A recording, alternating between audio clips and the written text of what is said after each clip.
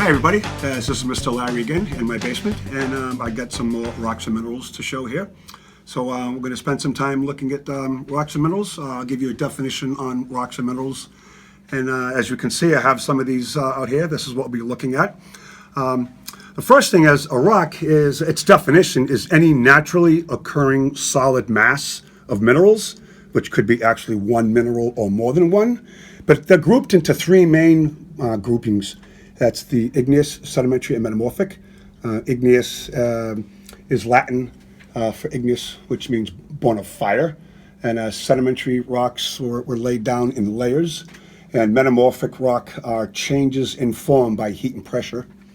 So that's the basic definition for a rock. A mineral are substances that are formed naturally in the earth, and they are usually solids. They are inorganic and have a crystalline structure and formed by naturally geological processes. Now, to be a rock, there's actually 5 characteristics you have to be. One of them is naturally made. 2, you have to be inorganic, which means you're made of non-living material. 3, you must be a solid. 4, you have to have a definite chemical composition. And 5, you have to have a structured crystalline pattern. So, those are some of the definitions we need. However, it's a little bit different from a mineral. If a rock has at least 3 of those criteria I mentioned, then it is a mineral, because some of these minerals don't have the exact same characteristics. So, all right, well, here we are, my first piece here. This is a very large piece. This is known as a doubled dog-tooth calcite crystal, and I actually obtained this piece at an auction. I saw it on a table, and it had some other pieces on there, and it was just a really nice piece of rock. So I put a bid on it, and I actually won it. Of course, nobody else really cared what it was or had any interest in it. But as you can see, these dog tooths are what they're called, are the crystals themselves. And these are rather large, and they are pretty cool. So this is one of those crystals. And we're going to be talking about crystals today with rocks and minerals. And I'm going to show you different examples of what crystal patterns look like with rocks and minerals, and you're going to find out they're really pretty cool. So here's the first piece we'll start with, and that is a double dog tooth, because that's one chunk and that's another, so that's why it's called a double dog tooth calcite. Cool, big heavy piece.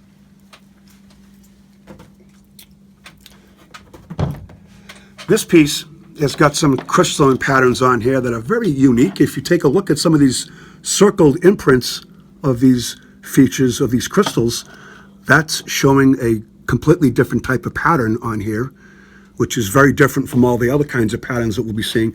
As you can see, the back of the rock is not really that impressive, but what is impressive are the green circular structures that are in here for the crystals that form on this piece of rock.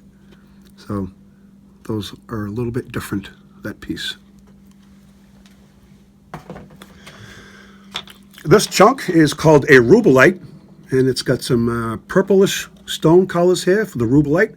It's also got some quartz crystals, and there's some flakes of biotite mica that are on here, which show those little sparkly features. So this is a pretty nice chunk of rock, and that's a rubellite.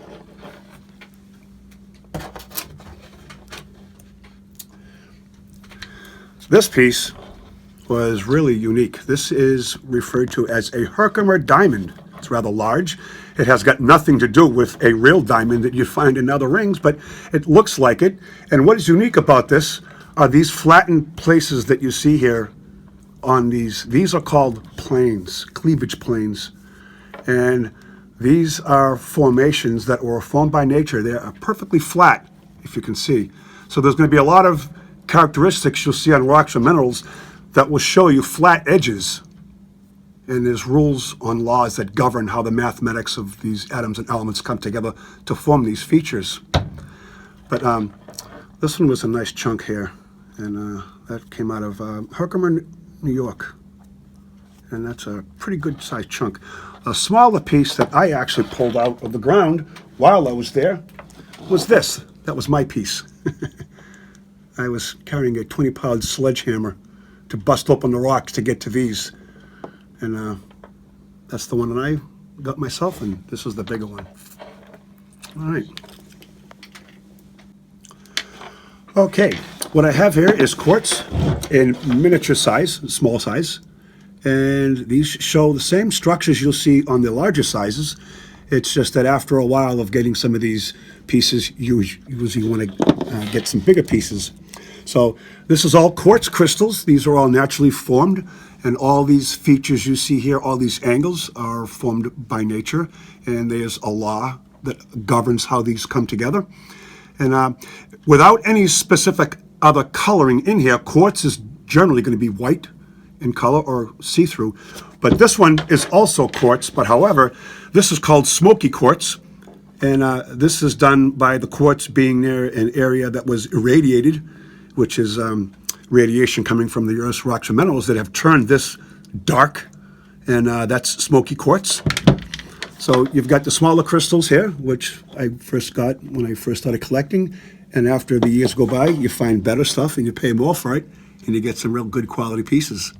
So these are some good quality pieces, and they show some very nice angles, all are formed by nature. Cool. All right, these pieces are actually from Spain, and this is called aragonite. So you see smaller crystals here, which shows a whole conglomerate of them. And you have this here, which is a larger chunk. Then you have the largest of the pieces. Let me try and set this up. This is an exact copy of this, which is also an exact copy of that.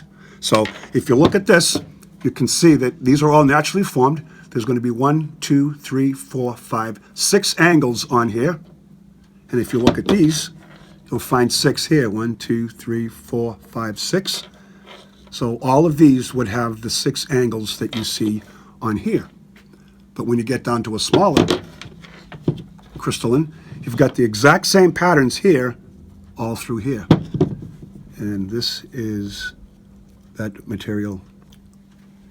Okay, this piece is known as amethyst, and a lot of people are familiar with this. Very pretty stone, very pretty minerals. And if you look at the peaks of all those, they too would have the same structure as these. These are much larger crystals, and if you look closely, you can see all these patterns that have all those features, that have all those angles that lead to the top.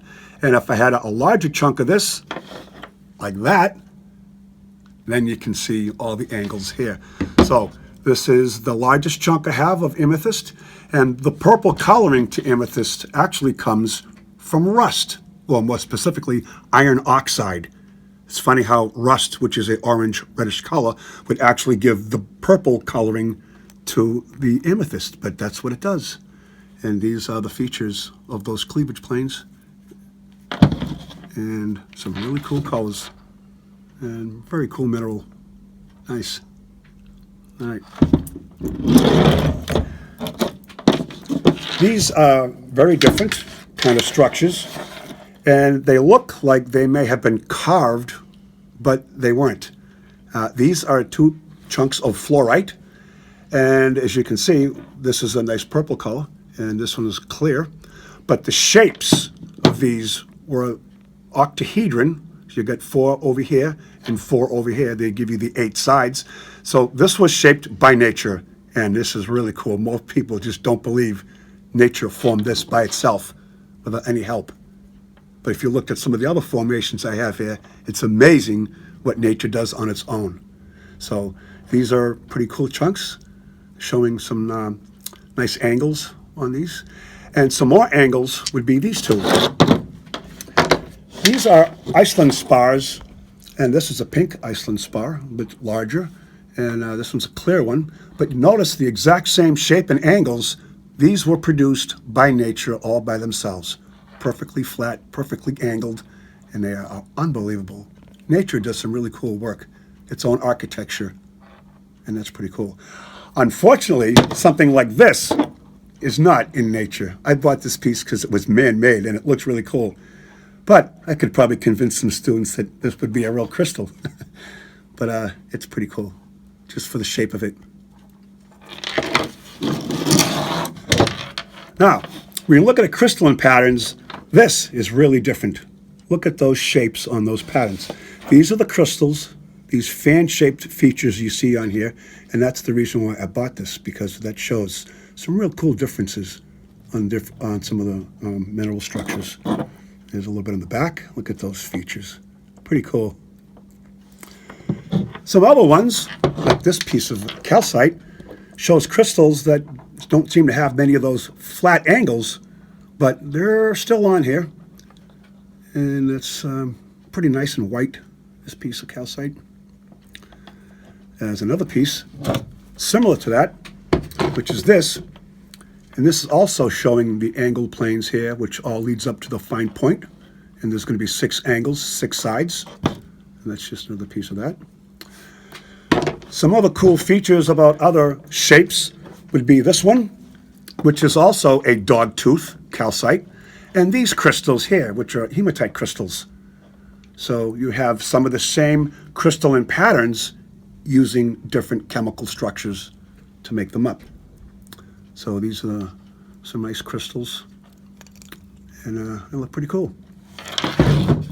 Other variances would be these type of structures. These are very different, very small, but they're very delicate, very pretty. And you can see all kinds of weird structures for these minerals. Pretty cool. That's a really nice one. This is was a tachymite, this type of mineral, the green structure you see here on this rock. And that shows some different crystalline patterns on the smaller variety. And this one too, slightly different, but I like to group them together sometimes with the same colors. So that's some nice crystalline structures there. Okay, these crystalline structure patterns are different. It's always good to have differences. And what you see here are several different minerals that are on here. We've got this here that's actually similar to what a Q-tip would be like. So we've got some very soft mineral material on here. And there's other minerals that are on here. And there's a third type on the bottom. So there's 3 separate minerals on this piece here. Of course, the back looks pretty boring, but that's not why you buy certain minerals. You buy them for the crystalline patterns.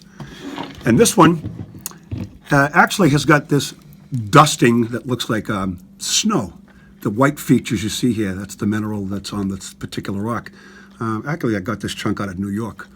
So you've got some patterns here that look like white snow. That's the mineral. And you've got some on there too. So this piece is cool. We have seen this before. We know that this is pyrite. But what it is embedded in is a sedimentary rock, and this is slate. This is what they make pool tables out of. What's good to know is the layers that you see here that build up these. And when this material is used, they'll use it to make pool tables because it breaks in such a flat area that they use it for pool tables for that purpose. So we have pyrite, which are naturally chunked into cubes, and pyrite comes in that variety sometimes. And here it's shown embedded in that piece of sedimentary rock, so that was a cool piece. This piece, a lot of students are familiar with this material. It's called mica. Muscovite mica is its true name. There's different kinds of mica. There's black mica called biotite mica, which I have, purple, which is called lepidolite. I have all that. But what's featured about this is that it's very thin, very easily broken, and you can actually peel these layer by layer. And what actually is broken off is a cleavage plane, which is an area where rocks break. And this is so weak that you could just peel it off with your fingers. And I got a bunch of this stuff all over the place. Kids like to pick it up and mess around with it and play with it. It's actually used for fireproofing in some windows. All right, when we discussed fluorite, we saw the particular shapes that those minerals formed. However, certain minerals can have different shapes, such as this piece of fluorite. And you can see, you can look through it, it's sort of like translucent, but if you take a look at the structures of the patterns that form, these are cubed. All of them are cubed, and they are formed by nature. Really cool. Salt looks the same way, by the way. It's all in chunks of cubes. And that is a piece of fluorite showing some nice angles on those structures. And that'll be it for today. And hope you join me again next time, and we'll go over some more of these rocks and minerals. Hope you enjoyed them. We'll see you next time. Bye.